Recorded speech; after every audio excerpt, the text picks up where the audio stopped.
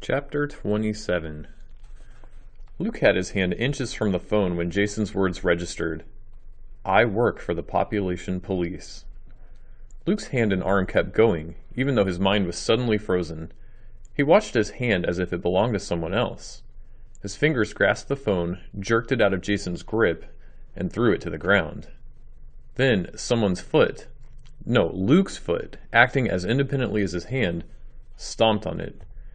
Jason whirled around. You, he spat. Luke's frozen mind was struggling to thaw.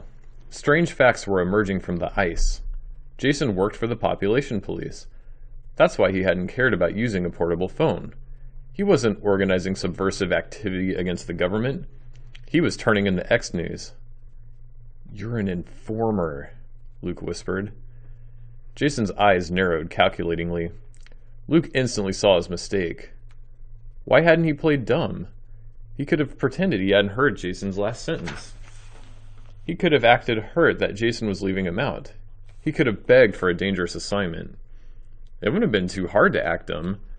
Until 2 seconds ago, he had been. Now, Lee, Jason said cautiously. He seemed to be trying to decide how to play things. Was Luke going to get, oh, don't be silly, what would make you think that? Why would I turn anybody in when I'm an X-Nay too? Or, so you know the truth. That's it. You're dead? Jason took a step toward Luke. Luke clutched his history textbook like a shield. Jason came even closer. And then, without thinking, Luke whipped the book out and swung it at Jason's head with all his might. Jason crumpled. Knocked sideways, he tried desperately to regain his balance. Luke swung again. This time, Jason fell backwards. His head hit the stairs with a loud thunk. His body rolled down to the landing. He didn't move. Chapter 28. Luke hardly dared to breathe. He held his book high over his head. Jason still didn't move. What if Luke had killed him? Luke knelt down and put his hand in front of Jason's nose. Very, very faintly, he felt bursts of air every few seconds. Jason wasn't dead, only knocked unconscious. For how long? Luke wasted time staring at Jason's motionless body. Luke wouldn't have wanted to be a murderer, but everything would be easier if Jason were dead. Luke could kill him now. Everything in Luke recoiled against that notion. Jason was the worst kind of fake. An informer, a traitor, someone who pretends to be a friend and then betrays. He probably had as good as killed 4 boys whose only crime was existing. Jason deserved to die. But Luke couldn't kill him. Luke was desperately trying to get his paralyzed brain to come up with another option when the portable phone rang. The noise echoed in the stairwell as shrilly as 100 roosters all crowing at once. It sounded loud enough to wake the dead, not to mention the merely unconscious. Luke grabbed the phone, just to shut it up. It kept ringing. Luke stared at it stupidly. He'd never actually touched a phone before tonight. Didn't they stop ringing when you picked them up? He punched buttons on the phone at random. Finally, miraculously, the noise stopped. Luke let out a sigh of relief.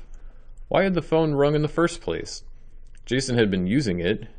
Then when Luke pulled it away and stomped on it, that must have worked like hanging it up. But for it to start ringing again... Someone was calling Jason. Fearfully, Luke put the phone to his ear. Hello? He whispered. He had a sudden moment of hope. Maybe he'd misunderstood. Maybe Jason hadn't said that he worked for the population police, but that the X-Nays didn't trust him because they thought he might work for the population police. Or that the X-Nays didn't trust anyone because of the population police. Maybe the person on the other end of the line was a good guy, working for the cause, worried that something had happened to poor, noble, misunderstood Jason. Hello? Luke whispered again. Don't you ever pull that kind of stunt on me again. The angry voice on the other end came through the phone as fiercely as a tornado. You hang up on the population police, you're a dead man. We'll kill you even before we kill those 4 X-Nays you just turned in. Luke's hope dissolved. He struggled to keep his mind from dissolving too. Think. He'd heard Jen's dad fool the population police once. Mr. Talbot had lied so smoothly that even Luke, who knew the truth, was practically convinced. Luke put his hand over his mouth. He had to make the man on the other end of the line think he was Jason. "I'm sorry," Luke muttered. "It was a mistake. I accidentally dropped the phone and it shut off by itself." With a little help from Luke's foot. "What? I can't hear you," the man yelled. "It's a bad connection," Luke said, speaking louder. He'd heard Mother and Dad say that all the time. He hoped portable phones could have bad connections too. "I said I was sorry. I dropped the phone by mistake. I didn't hang up on you. Why would I hang up on you when I'm trying to convince you to give me more time?" "Whatever," the man growled. Luke could tell. The man didn't care what had happened. He just wanted Jason to grovel. And Luke had done it for him. Luke was good at groveling. "Here's how it is," the man continued. "We'll give you another day, then that's it. Jason, you get those other boys or else. We've got a quota to fill, you know."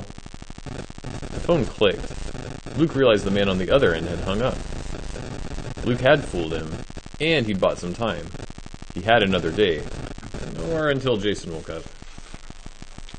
Chapter 29. Luke slid his hand under Jason's armpit and began dragging him down the stairs. Down was easier than up. And if Jason woke up and started screaming, he'd be less likely to wake somebody if he and Luke were on the first floor. Of course, if Jason woke up and attacked Luke, there was also less chance Luke could get help on the first floor. Luke made himself concentrate on pulling the bigger boy. Jason's feet slipped down the first step and hit hard. Jason moaned, but didn't open his eyes. Maybe he's just faking, Luke thought. Maybe he's wide awake and he's just waiting for the right moment to attack. That thought made Luke sweat, but he pulled harder and got Jason all the way to the bottom of the steps without waking him up. Next, Luke dragged Jason down the hall. A right turn, a left turn, a right turn. Jason was heavy and Luke's arms ached. His head ached too from trying to plan. He found the door he'd been looking for and forced himself to knock. "Yes?" a sleepy voice. Luke grimaced. He'd been half hoping this idea would fail. "Be brave," he told himself. "Nurse?" he called out. "It's my friend. He's sick." How could he have called Jason a friend? Oh well, he had a lot more lies ahead of him. The door eased open. The nurse stood there in a ruffled dressing gown. "Oh my," she said dimly. Then she'd taken in the sight of Jason slumped on the floor. Luke tried to hold him up the way a concerned friend would, but it was hard. Luke would have enjoyed dropping him. "He passed out," Luke said needlessly. "He was having a seizure, ranting and raving. He was telling lies, making up stories." That should help if Jason came too. "I think it's called delirium, what he had. I think staying unconscious is the best thing for him. Can you give him something that will keep him asleep?" "Oh my," the nurse repeated, frowning. "Usually in these circumstances, we want to revive the patient." It wasn't fair. Now the nurse seemed to know what she was talking about. "Help me get him inside," she ordered Luke. The nurse took Jason's legs and Luke lifted. The strain on his muscles were terrible. Luke was panting by the time they got Jason to a bed in the nurse's office. She immediately began looking him over. "Did he hit his head?" she asked Luke as she felt Jason's scalp. Panic bubbled in Luke's stomach. Maybe, he said. He was thrashing around a lot in his sleep." "I thought he was ranting and raving," the nurse said, fixing Luke with an unexpectedly sharp stare. "Was he doing that in his sleep too?" Luke gulped. "No, he was thrashing about, and then he woke up and acted delirious, and then he had a seizure and went unconscious, I think. It happened really fast. It was really scary." Luke got another idea. "You know, you should really strap him down in bed, so if he wakes up and starts acting weird again, he won't hurt himself." "Thanks for the medical advice," the nurse said. She lifted one of Jason's eyelids and shone a flashlight into his eye. Luke held his breath. If Jason woke up now, he could tell the nurse anything he wanted, and she'd believe him. Jason was a much better liar than Luke. Jason's lips moved. Had he mumbled something that the nurse could hear, but Luke couldn't? Luke tried to quell his panic. He watched with relief as Jason's eye rolled blindly back in his head. The nurse gently placed the eyelid back against the eye. Jason didn't move. The nurse sat down at a desk and took up a pen. "Now, what's your friend's name?" she asked. Scott Renault," Luke said. The nurse peered at him doubtfully. "And your name is?" "Lee Grant," Luke mumbled. The nurse was watching him carefully. Too carefully. "Okay," she said. "Let me type your account of your friend's injury into the computer." She disappeared around a corner. Luke could hear the nurse muttering to herself. Then there was the clickety-clack of a keyboard. The sound made him miss Jen. He remembered Jason acting so excited when Luke had mentioned her name, but that had just been an act contrived to get Luke to trust him, to reveal his real name so Jason could betray him. Luke's head spun. It was too hard to recast his memories with Jason as a traitor. The nurse came back. "Sign this," she said. Disheartened, Luke signed without reading.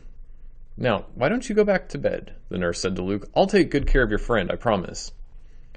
That's what Luke was afraid of. But there was nothing else for him to do but back out of the door. "Let me know how he is," Luke begged as he left. "And if he says anything crazy..." "Don't worry," the nurse said. "I've heard plenty of crazy talk around here." Out in the hallway, Luke wished he'd thought of another plan.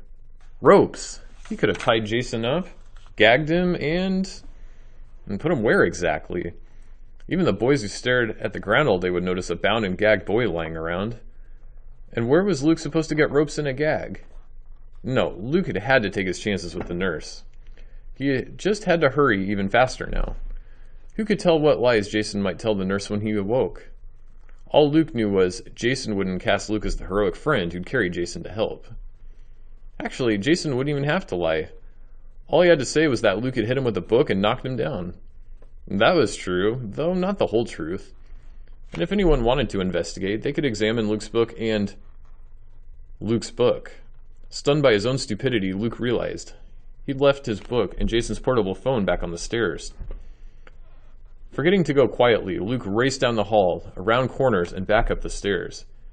He saw the history textbook cast off in the corner of the landing where he dropped it. He snatched it up and hugged it tight to his chest like a long-lost friend. Now, to find the phone. The phone was nowhere in sight.